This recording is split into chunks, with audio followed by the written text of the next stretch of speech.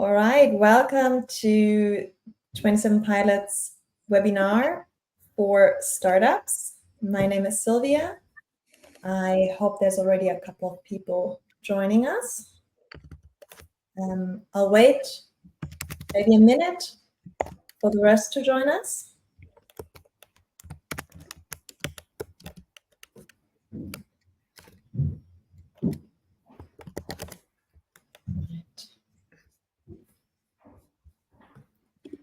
Great, I can see there's a couple of people joining already, perfect. So in the beginning, I'll give a quick introduction. So in case someone joins a bit later, they're not going to miss that much. My name is Sylvia Persch. I've been working with 27 Pilots for the past 4.5 years to promote the venture client model. Now, before I introduce you to our expert speakers, I want to talk shortly about 27 Pilots and, most importantly, about the origins and future of corporate venture clienting. Now, venture clienting didn't start with 27 Pilots. It started a bit earlier at BMW, actually. In 2014-15, Gregor Gimmy, who you're going to meet in a minute, coined the term venture client, and he founded the world's first venture client unit, the BMW Startup Garage. He's going to tell you more about what a venture client unit is and how that is a game changer for startups. After about 3 years, when Gregor realized that at BMW, this model is really working and bringing strategic benefits to the entire BMW organization, he figured what works at BMW will probably also work for other corporates. And that is why he founded 27 Pilots as the world's first venture client solutions provider. And as that solution provider, 27 Pilots has worked with multiple corporates in Europe, across the world, and has been very successful in building and growing venture client units. So successful that last year, Deloitte decided to get on board. And since last year, 27 Pilots has the world's largest consulting firm backing them, which means that they can now truly expand globally in shaping the future of corporate venturing. Enough from me and about 27 Pilots. Let me introduce you to our two expert speakers, two of the brilliant minds behind venture clienting and 27 Pilots, Gregor Gimmy and Sebastian Schäfer. Welcome. Let's start with Gregor. Gregor, can you quickly introduce yourself? What's your background? How did you end up where you are today? Yeah, thanks, Sylvia, for the introduction, and great to be at this webinar today. Welcome to all startups. And how did I end up here today? Well, I started my career after studying business and engineering and doing some initial years in strategy consulting. I moved to Silicon Valley. At Silicon Valley, I worked at IDEO initially. Then I started my own company, venture-backed biotech software company, which was acquired. And a few years after that, I joined the BMW, initially to work basically on just innovation strategy topics. And while I was doing that, I noticed that BMW was missing out on startup technologies. And here's where I thought we need to do more corporate venturing. We need to bring in more startups to help BMW in all those critical technology challenges that startups would be able to solve better. Now, the traditional venture capital model didn't work, wasn't really meeting my needs. And here's where I created a new model, which I coined the venture client model. It worked very well at BMW. And as Sylvia said, or maybe rephrase it a little bit, if it is a problem at BMW, it's probably a problem at many other companies, not being able to leverage startups strategically at scale.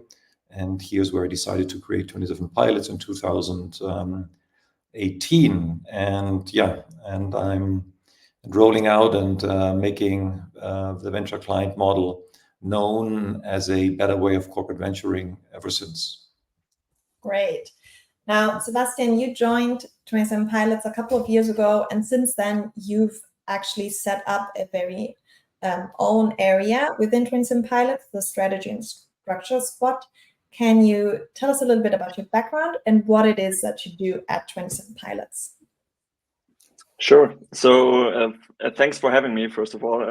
It's really exciting to be here and conducting this webinar, providing some insights to startups. And actually, what we have seen is that venture client units do not only need support in their operations, which means basically assessing startups, conducting pilot projects, and pushing startup pilot adoptions through the funnel, but also, on the other hand, how to set up a venture client unit, first of all, and how to enable those capabilities of really not benefiting from 10 startups, but maybe 20, 30, or even 100.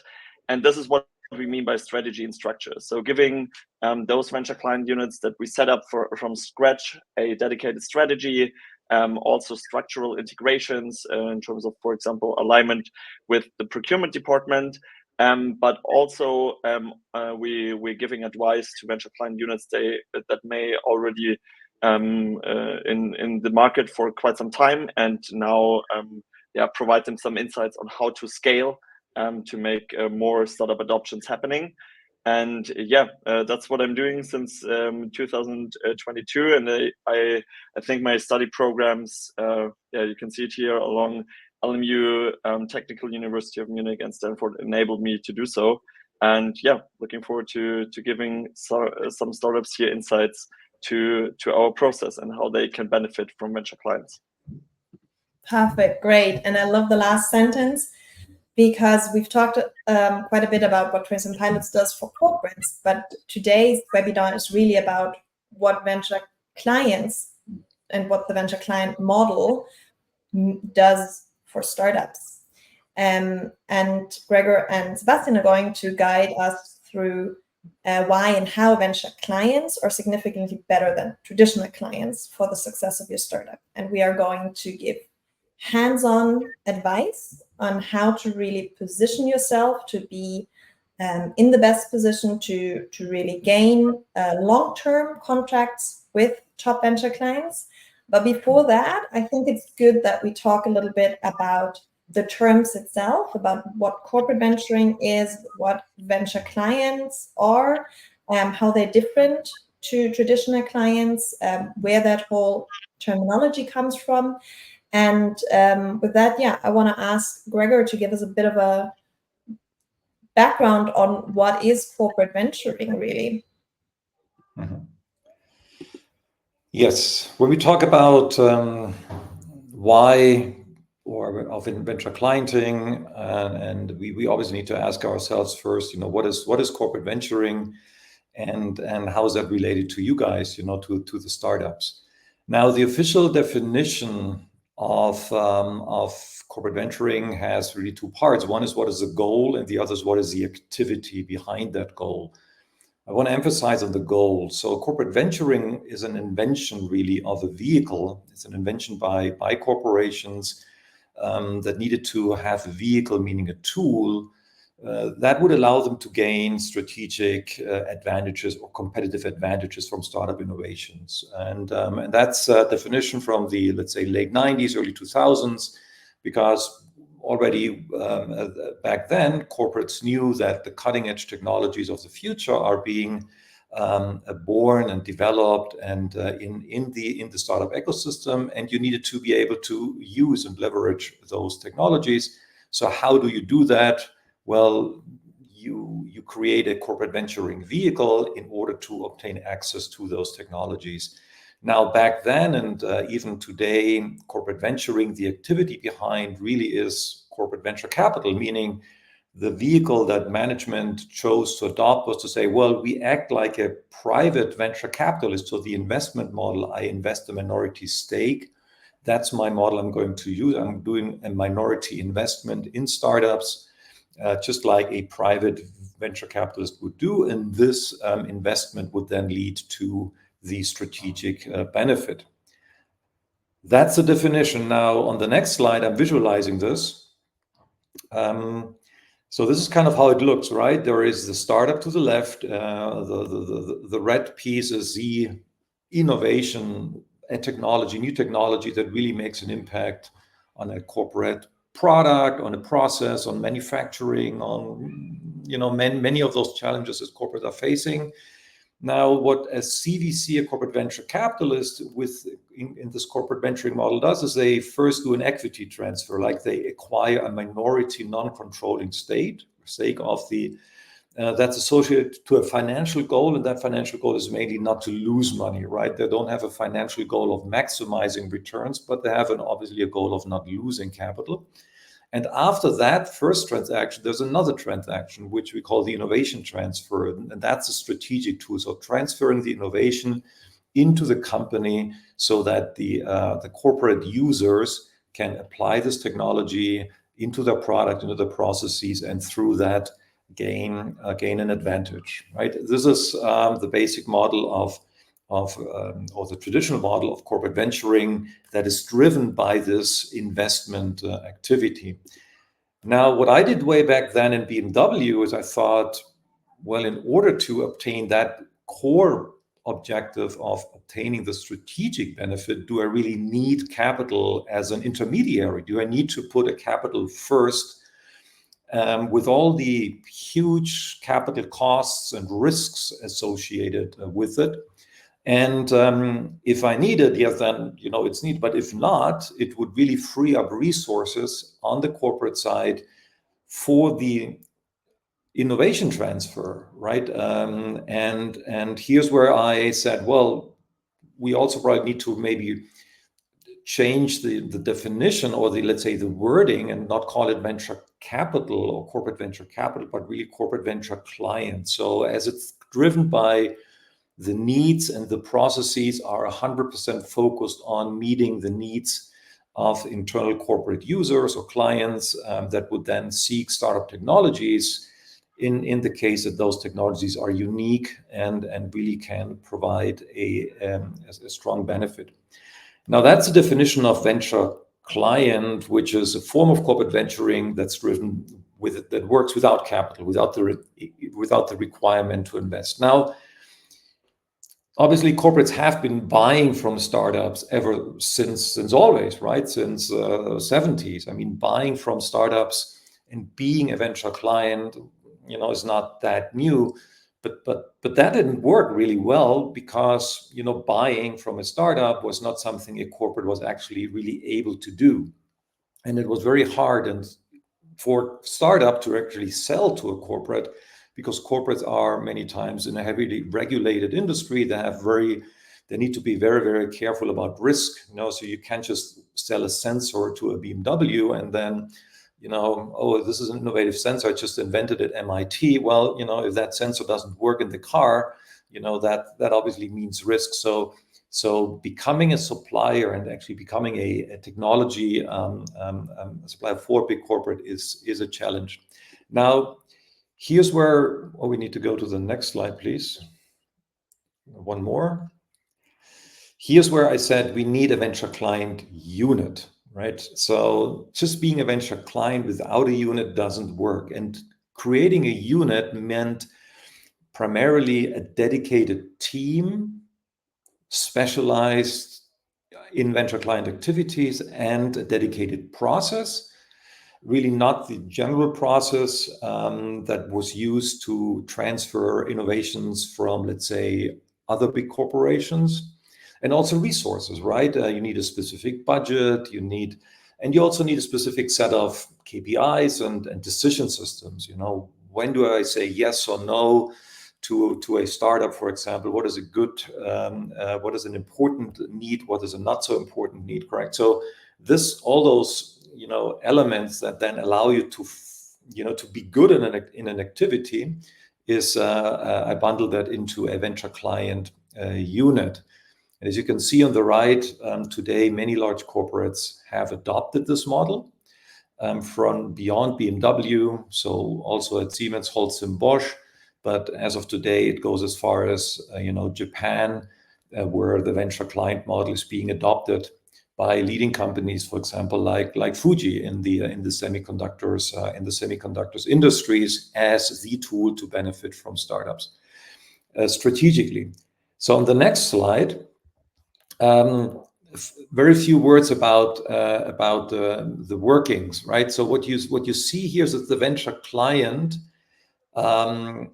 is really those departments which are what we call the the problem owners, right? So the problem owners, they would work with the venture client unit. That's the green dot. So the venture client unit is that central department, or can also be very decentralized in various subsidiaries around the world. But they always engage with the engineers or the IT departments or the manufacturing guys who are in need of a technology that solves a specific problem they cannot solve themselves, right? So that's the difference between the venture client unit and the venture clients.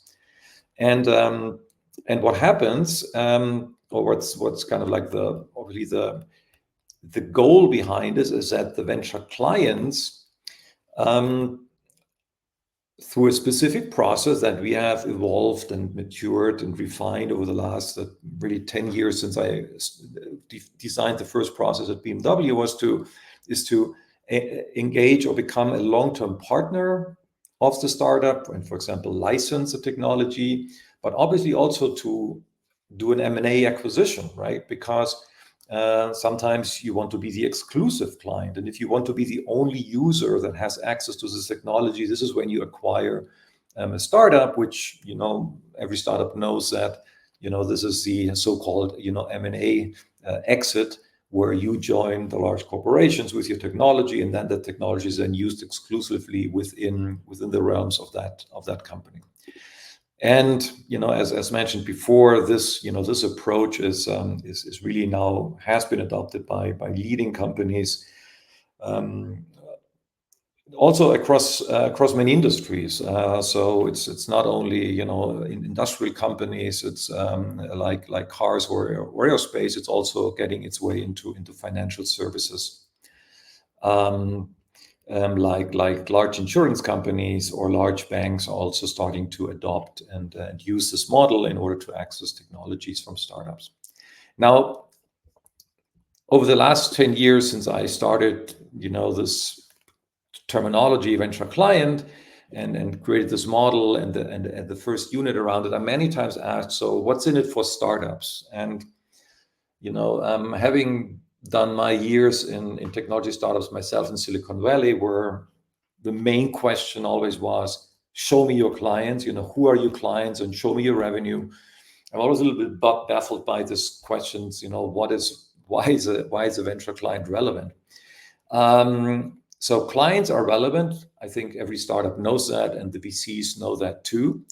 But what makes a venture client special? Well, the fact that the venture client has processes, decision systems to focus specifically on startups just makes them a better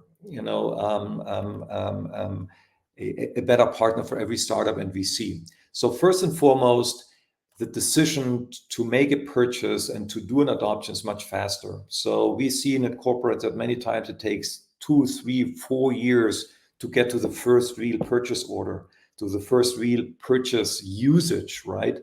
So the product market fit is incredibly accelerated if you work with good venture clients, because here we're seeing timeframes of around 2 to 4 months, right? So much faster. And that means you can go much quicker into gaining, reference clients and real revenue, and that ultimately, drives your product market fit, which is critical for the growth, a critical milestone in the growth and the success journey of your company. Now, the second very big benefit is that venture client units, the good venture client units, are really also have built into the system to give valuable feedback.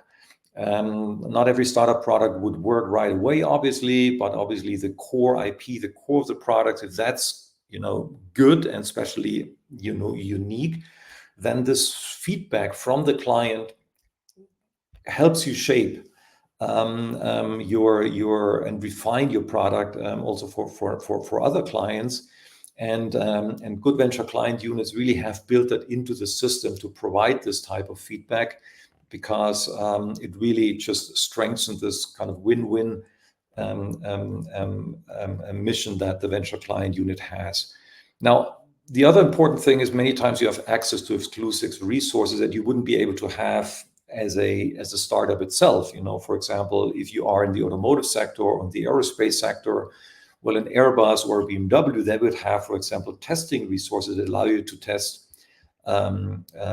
your technology much better than in a maybe university lab or labs that you can afford yourself. The number 4, you would obviously can leverage venture clients for branding and PR. That's why many times startups allow corporate investors, because it looks good in a press release. This and this company invested in my startup, hence my startup has a future. Well, you can do the same and actually having a much higher impact by saying, look, those are my clients, correct? And those are my venture clients.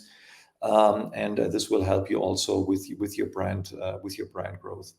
And last but not least, obviously a critical benefit is you grow your value faster without dilution of your equity. So for each 100,000 revenue, you have an X 20, 30, 40 of valuation, right? So $1 million in revenue from a venture client is worth 20 to 30 million in valuation of your company, and all that without equity dilution and without having another person sitting at the cap table or in the board meetings, which I think is something that all startups cherish. Right, so those would be the 4 benefits, the 5 main benefits that we see, and here we wanted to show you a quick video, a 2-minute video. There's a longer version out there on YouTube, where you can hear real startups that have worked with BMW in a specific manufacturing challenge about their experience with BMW as a venture client. Yes. This is a great story to really see that the benefits that Gregor listed are actually there. Startups do experience exactly that, and it can be a game changer for the success of your startup.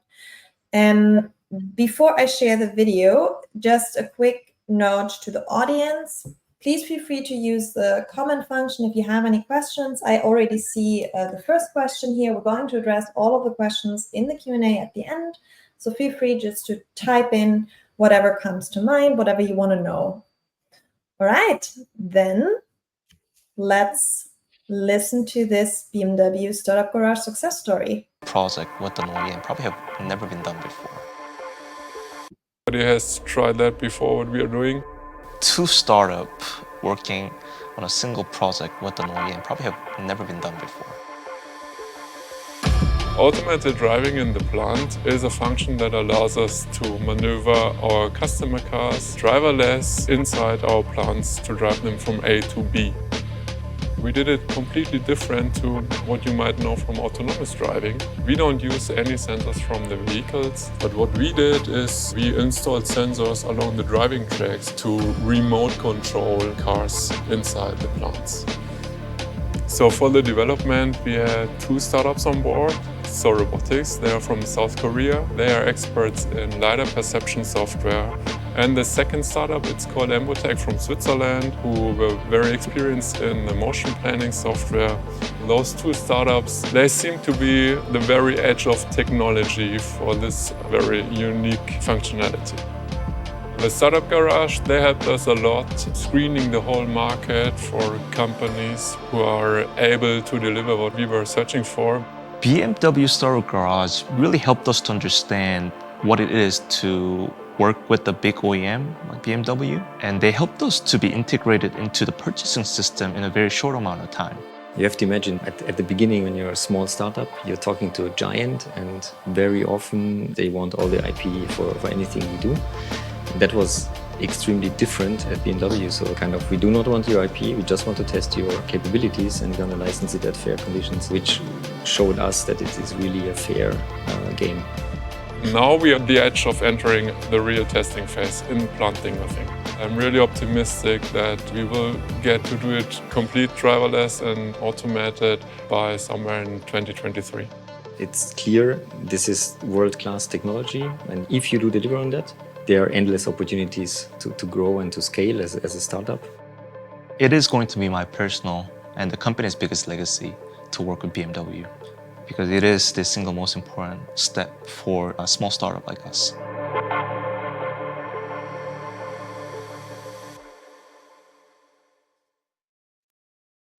Wow, I think that's pretty convincing of why venture client units are such a groundbreaking new invention, really, in that corporate venturing game, not just for corporates, but for startups.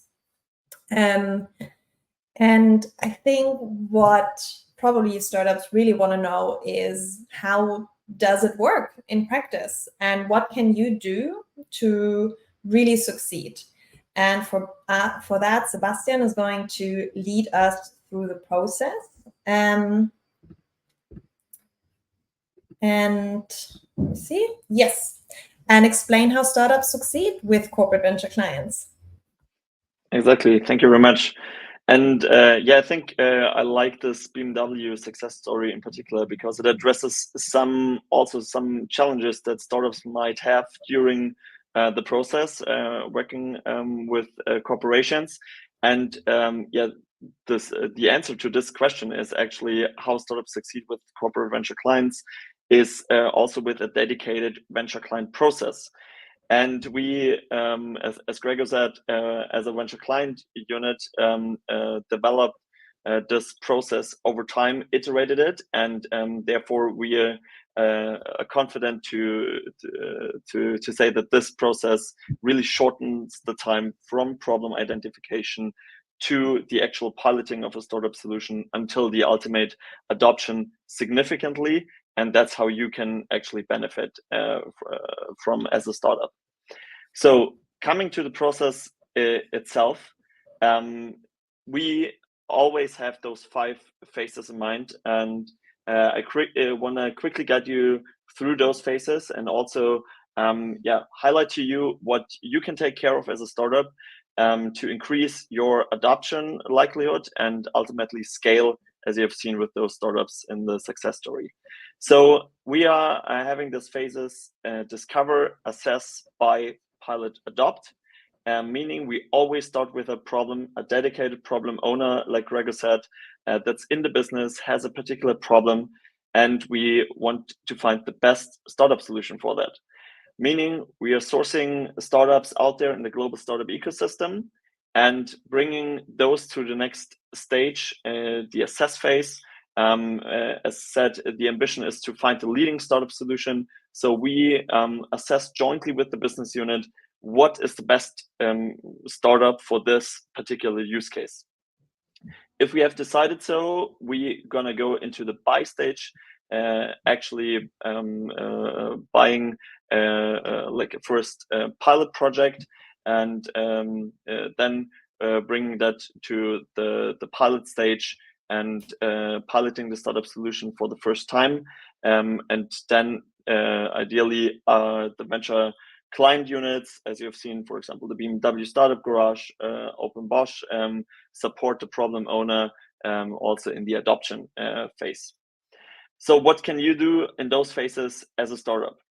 So first of all, in the discover stage, it's all about the problem, as I said. So we want to know exactly why your solution is a great fit to this problem that the problem owner, an engineer, for example, in the business unit might have, and also highlight the strategic benefit for this problem owner, meaning, for example, also the return on invest, the speed he or she could gain, and so on and so forth. Secondly, in the assess phase, as I said, we have particular requirements by the business unit. So the venture client unit, for example, of Bosch receives a specific requirement by one business unit, and then they need to see, okay, so which startup actually can fulfill those kind of requirements, and which kind of startup can actually fulfill those requirements, so that the problem owner, the venture client, is happy to conduct a pilot project with the startup.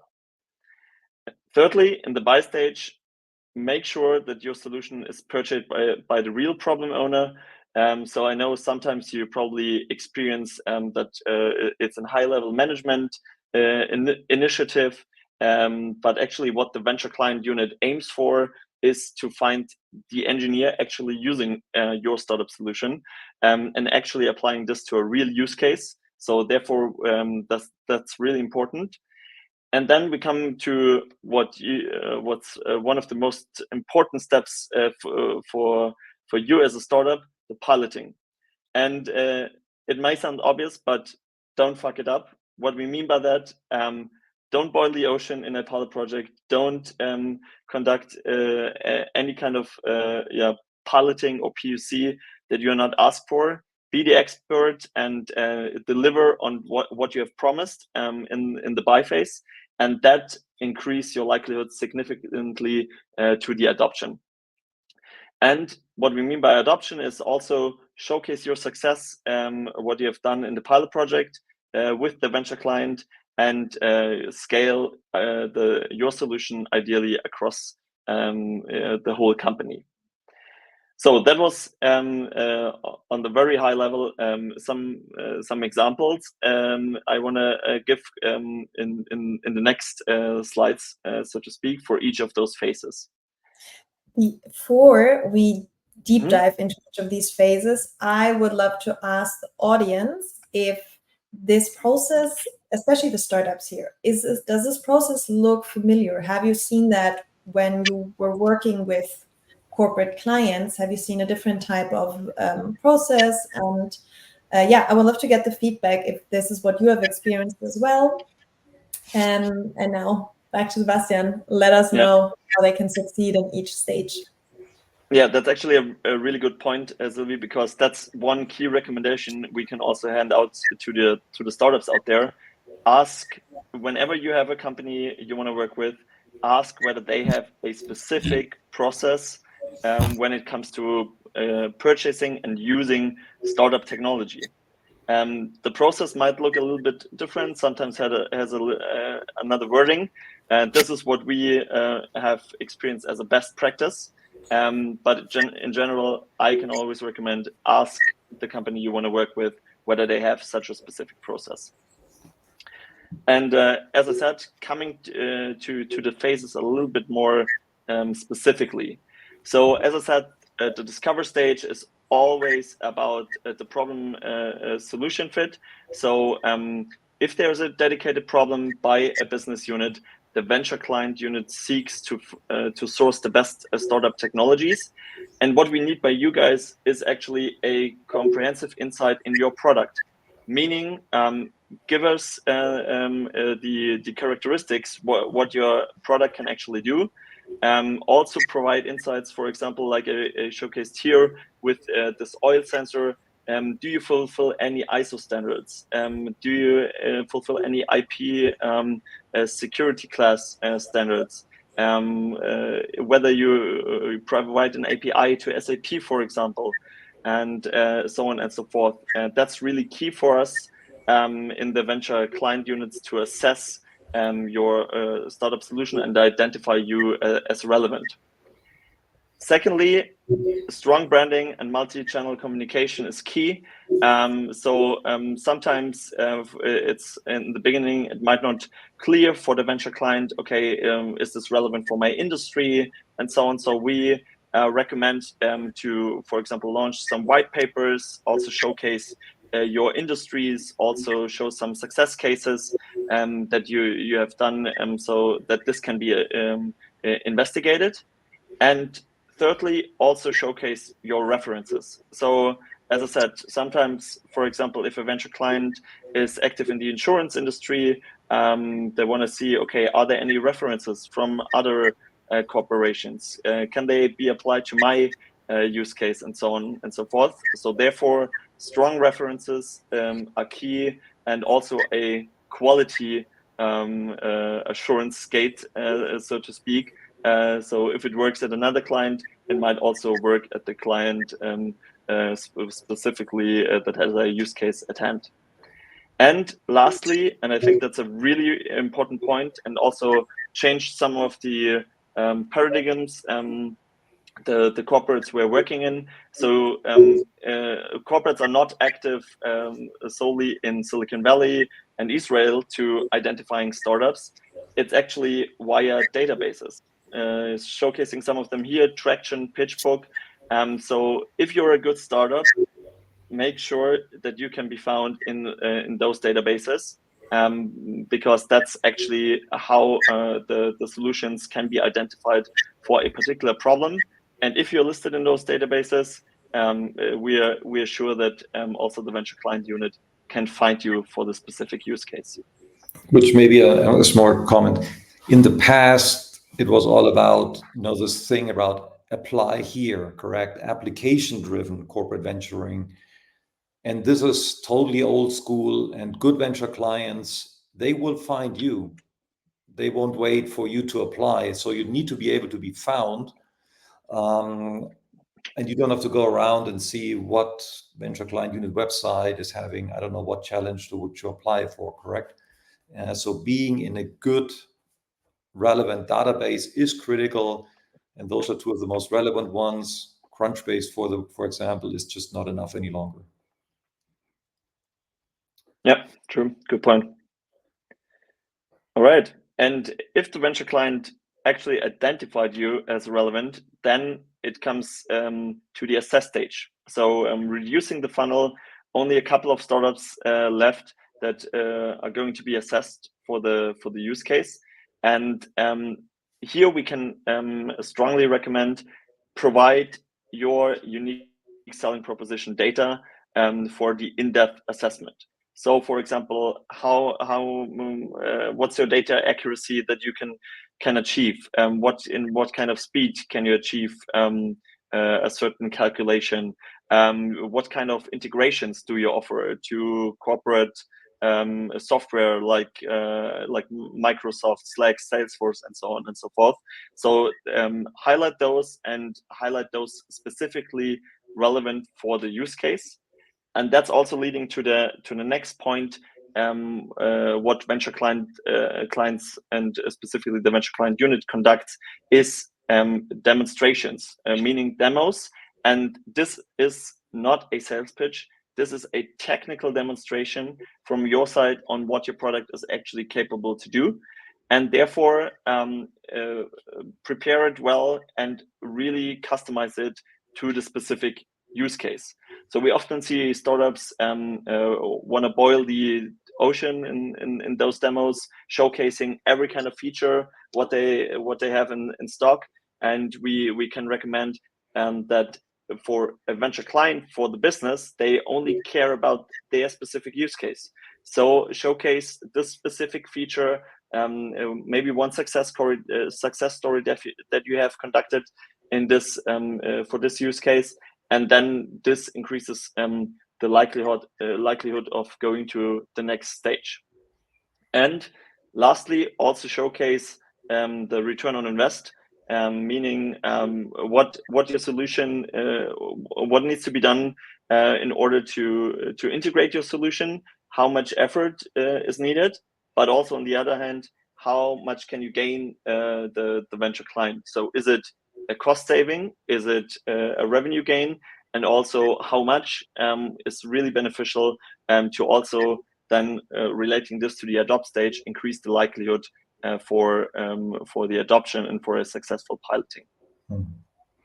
And the assess is also a game changer to what we know before, what you may know before from especially accelerators, when it's all around this pitching.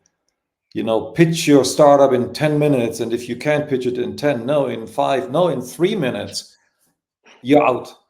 And this is bullcrap, right? A good venture client puts a lot of money and resources into in-depth assessment. If you're not the best communicator of the world, nobody cares. They care about the strength of your technology, and there's enough time, and you can dedicate good amount of work in order to showcase that this technology is not only good, but that it's also good for that specific corporation.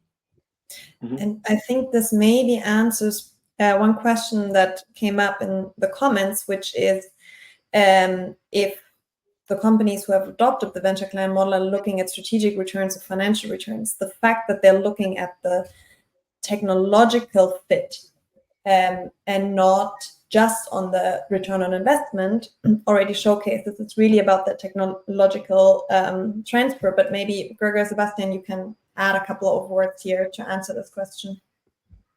Mm-hmm. Yeah, maybe I can start with that. So I think one of the key aspects of this venture client model is that as you are linked to a direct use case, it's always about quantifying this impact in the business impact and financial numbers, and this can be measured either in new revenue gains for the business unit or in cost savings. And I think what's valuable also as a startup is that you can actually support the venture client unit in conducting those calculations. So maybe you have a better idea of what variables actually you can provide benefit for, and also can quantify it more easily with those numbers that you already have from your experience. What's actually the business impact for this particular use case? And besides that, of course, there are some strategic benefits accompanying this business impact, I'd say. So this might be like relieving business units from tedious work and so on.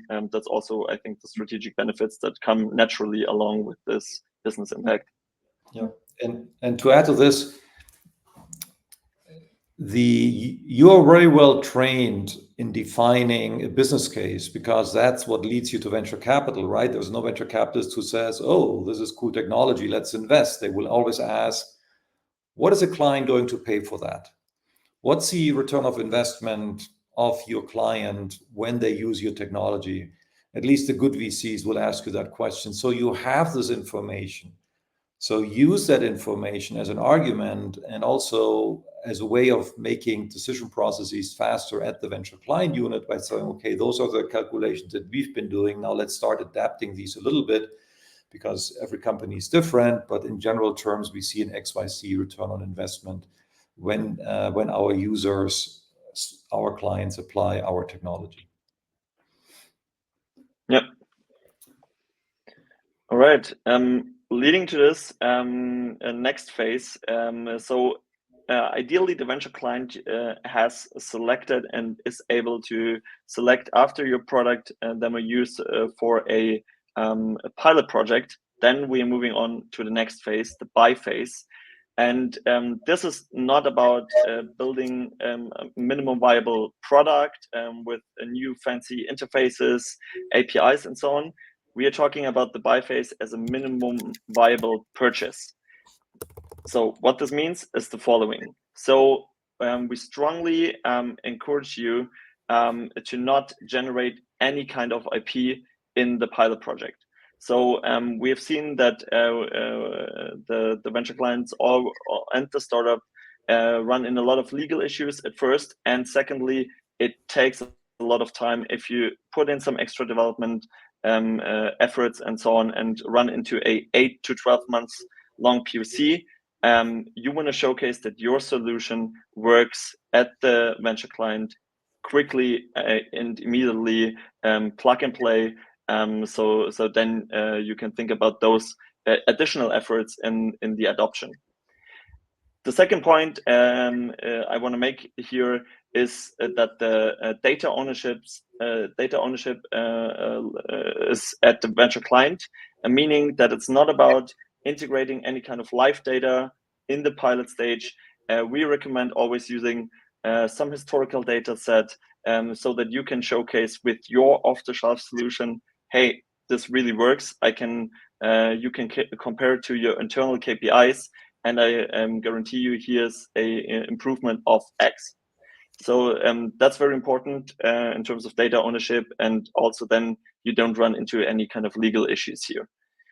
Thirdly, avoid an API setup in the pilot project. As I said, usually we recommend to have a 2 to 4 months pilot project testing something off the shelf, and therefore just apply your software, your hardware to the specific use case, and think about any kind of plugins for live data and so on in the adoption. But firstly, prove that you can actually do it, because that increases also the likelihood of being adopted by the venture client. Then, as we initially outlined, the purchase order should be issued by one legal entity. So it's not about like any kind of different mid-level managements issuing a purchase order for maybe a use case that's not needed. Actually, you want to have the real problem owner, the engineer, the venture client at hand that issues the purchase order, so that you can showcase your solution directly at this business unit.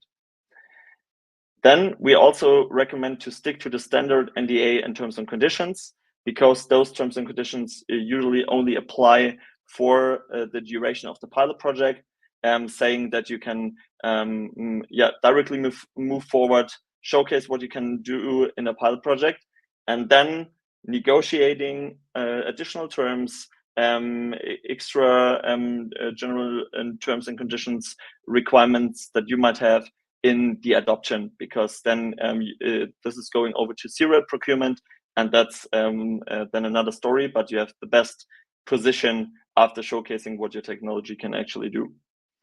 And we recommend, as there are of course the discussions about the pricing, we refer to this as a unit 1 purchasing. So this is actually the first unit often that you sell to the venture client, to the corporate you want to work with.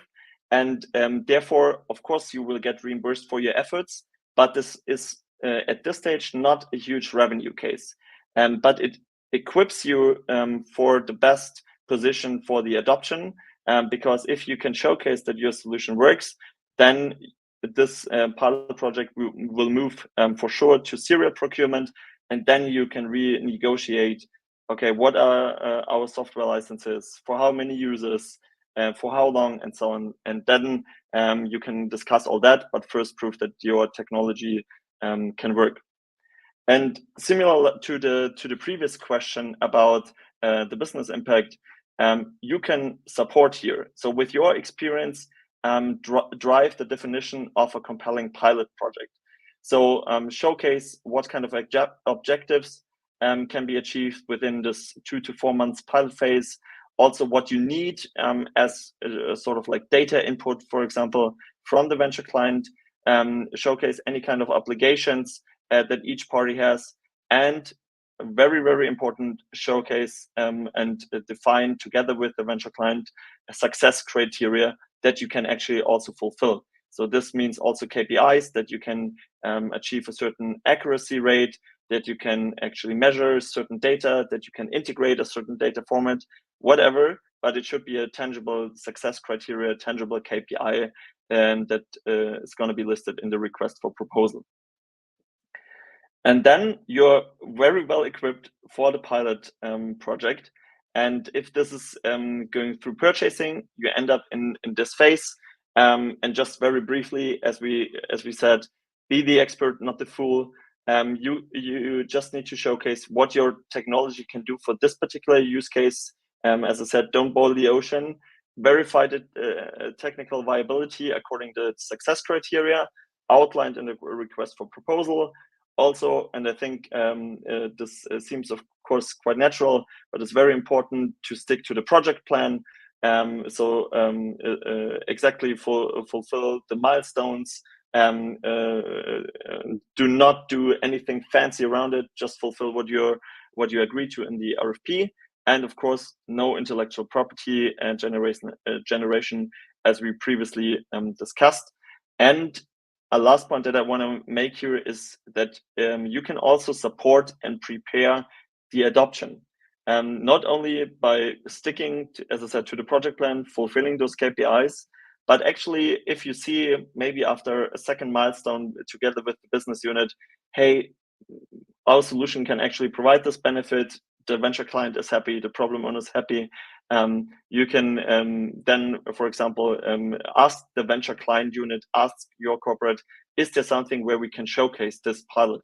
Is there something where we can, together with the venture client, jump on a stage and say, hey, this is what we have done in the pilot project. It was a success, and now we are able to roll it out. So that's what enables you for a adoption case. And usually the really good venture client units have an adoption rate of up to 60%. So 60% of the startups that go into a pilot phase are actually going to be adopted, which also enables you to further grow with venture client units. Lastly, before I'm going to hand over back to Gregor, in the adoption phase, prove the return on investment. We said initially the business impact is going to be calculated. You can support the business unit with that, but also in the pilot project, you can see, okay, does it really work? Do we need to make some adjustments to the business case? And then you can highlight what savings can actually be generated. And that gives you the buy-in also then on a higher level to scale across the organization. And of course, I know there is some patience and persistence involved. So we said after the pilot project, it's going over to serial procurement. We know that this might take some time. So you need to renegotiate some terms. You need to negotiate software license packages, etc. But with the pilot, with this technical pilot project, you actually have the best proof of showcasing that your solution actually works. And we can see that we can increase this adoption likelihood and going through serial procurement with a successful pilot project that concentrates on a specific technical use case. And lastly, as I said, we test this in a minimum viable purchasing setting. So it can be that your solution will only apply to a test bench setting. So make sure that you are also open to customize some of your features that you're actually having, and then you're good to go for a successful adoption. And that wraps up the process that we have developed over time. And now I'm handing over to Gregor for some final words, or maybe to Sylvie first. Yeah, I actually, before I want to ask Gregor to share his top advice for startups, let's talk a little bit about the questions in the chat, because they relate to what you've just explained, Sebastian. Maybe the first one, how long in your experience does it take from discover to buy? Or maybe even you can say something about the entire duration of that process. Mm-hmm. Yep. A very interesting point. And yeah, first of all, we can see we can significantly shorten this amount, because, for example, for discover to buy stage, I would say 4 to 6 weeks can be a good estimate. Of course, sometimes some use cases needs to be more assessed in depth, but that's roughly the time indication I would give. And I also need to say that there were some success cases where it took me 2 weeks from discover to pilot. So if this is a really urgent problem, the venture client unit can speed it up immediately, so that the startup can showcase its solution directly in the pilot project. And regarding the pilot project, we have this question here: what's the difference between testing products and services and purchasing products and services in the venture client setting? Yes, so that's the purchase order. You have to receive a supplier number, a real supplier number, and an official purchase order. That's if not, the corporate is not your client. something like I don't know, you are in a lab and you do, okay, here's some money to conduct an experiment. No, you need to have a supplier number and a purchase order. Then that's the difference. That's the differentiator. Okay. So this is where we are, the buy stage. That's where you should get the purchase order. There's another question relating to that stage. Someone wants to know if you can expand on the no API setup, and yeah, what are the concerns about this? Yep, I think valuable questions, because sometimes, of course, we get this as a requirement, whether there is, for example, an SAP API. However, we wouldn't recommend to do this in the pilot project. As I said, the adoption is a different story. Then you, of course, talk about an API setup. But what we can see in the pilot project, that it, first of all, it takes time. It extends the pilot project. What Gregor initially said, what you actually want to avoid to those 8 to 12 months pilot projects, or 3 years until the first purchase orders are issued. So therefore, we wouldn't recommend it in the pilot stage. And also, that's a term which relates to also sort of like data security. So plugging in live data is a totally different story than, as I said, using historical data sets to prove that your solution actually works. So therefore, we highly recommend to set this up in the post-pilot stage. All right. So if there are more questions regarding the process, please feel free to use the comments. We do have 2 questions regarding the setup of a venture client unit. Number 1 would be if and how a small to medium-sized business can implement venture clienting without having that whole corporate venture clienting team in its background. Can such a function be outsourced for just a few problems? Yeah, you can have a marketing activity, right, without a marketing department, right? I mean, especially in smaller companies, you know, you do a lot of HR, but you may not have a specific HR department. Same counts for venture clienting, but definitely you need to have some education around the venture client model, and a good proven venture client model, 27 Pilots, for example, offers certifications. So what we are seeing is in smaller companies, there are teams formed with specialization in venture client activities, but sometimes those companies are too small to create a separate or dedicated, let's say, organizational unit. But obviously the people working or doing the work, and obviously that can also be outsourced. I mean, you can always use external support. There are more and more venture client solution providers. We're happy to see some competition arising from all parts of the world. And yeah, make your homework here too, to make sure that you're not working with somebody from the old world who just, you know, changed the bottle but not the wine, right? Right. On another spectrum, if a corporate is a conglomerate, very decentralized, we have that comment here that each business unit should have their own venture client function, that the corporate itself should have venture client functions as a standalone. What's your take on this when a company is decentralized? How does venture clienting work then? Because it's a bit harder if it's not centralized and cannot be all drawn into one venture client unit. Well, actually, the venture client model is a model that allows for decentralization. Corporate venture capital is very centralized because there's huge amounts of money involved, millions per startup, right?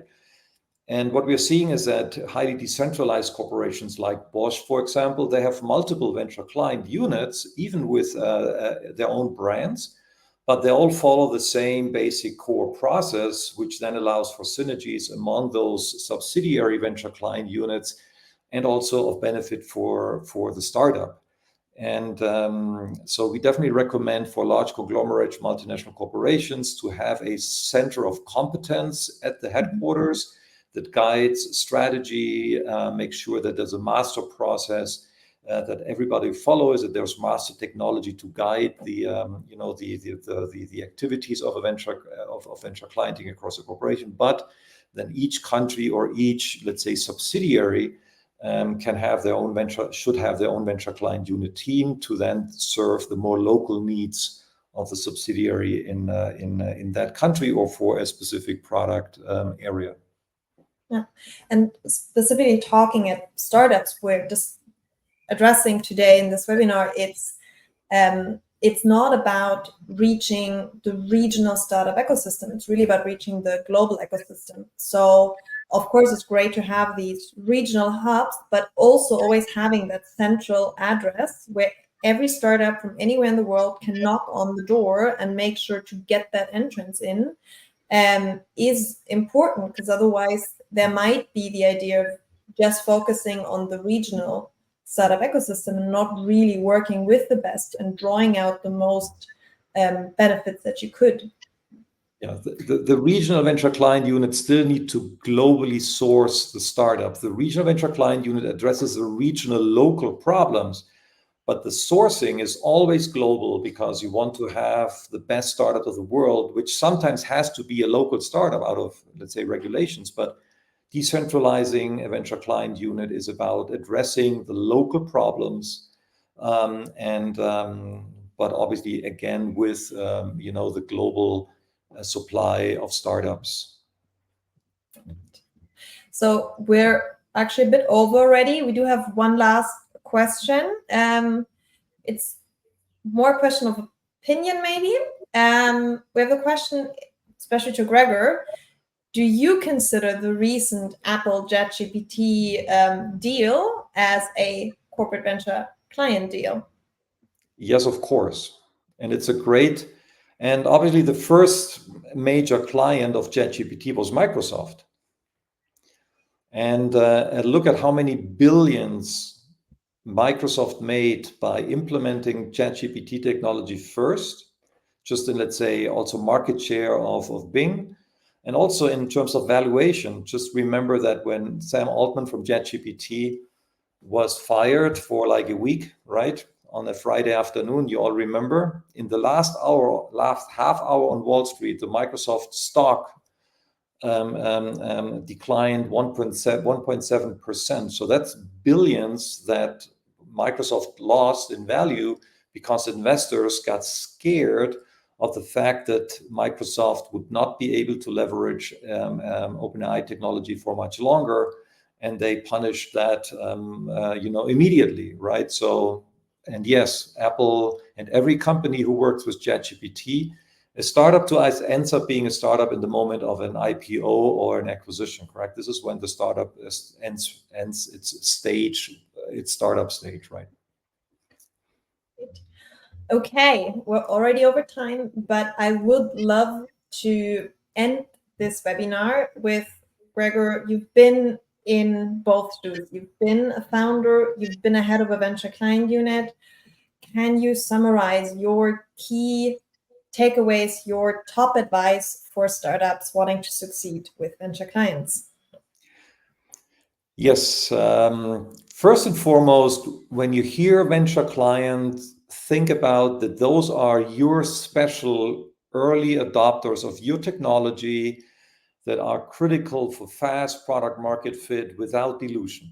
That's really what you should associate to that term, venture client. Secondly, not all corporate venture clients will be good ones. We are seeing more and more corporates who just claim to be venture clients, but they're not good ones, right? They have a bad process, or they don't have really a special process at all. Their teams are not trained. They don't have a venture client unit. It's like soccer, right? Soccer is a great game, but just because you say, I'm a soccer player doesn't mean you're Messi, right? So go out and look for the Messis. And give them the privilege of working with your technology. Be prepared, right? This is very important. A good venture client is demanding. It's not I'm a venture client, so every startup please come into the door. Now this is like, that's like the Harvard Business School plus MIT plus Caltech together, right? In terms of being very selective, because corporate problems are, challenging problems, and the corporate doesn't want to run the risk of working with a startup unless the startup is really better So you got to be prepared. You got to be really good. And then pilot for adoption. And here again to this question in the middle of the seminar, look for the real problem owner. Don't settle for a pilot with some lab in Israel or in Silicon Valley or in some Berlin hub. No, you want to pilot with a real problem owner, with a real use case. You want to pursue a real purchase order with real dollars or euros behind it, and where you can see and measure the real impact on the business, which is something that will make you as a startup proud, because that's why you go through all this, efforts to start a company in the first place. That's the mission in your life, and you also make your clients happy, which will also be, very good for your as in your team and as a founder. So much from my side. Thank you very much. Thank you. I hope we were able to answer all of your questions. You can continue to comment on this event post. So we will try to address anything that's unclear. This video will continue to be available. So feel free to also share it with other founders in your network. The more startups understand how to identify good venture clients, I think the better for everyone, the better for venture clients as well, if startups are really truly prepared for what's ahead of them. From my side, thank you, Sebastian. Thank you, Gregor, for your insights. It was lovely hearing this startup side of venture clienting, and I'm looking forward to more webinars with you. Thank you very much. Thank you. Thank you, and have a lovely weekend.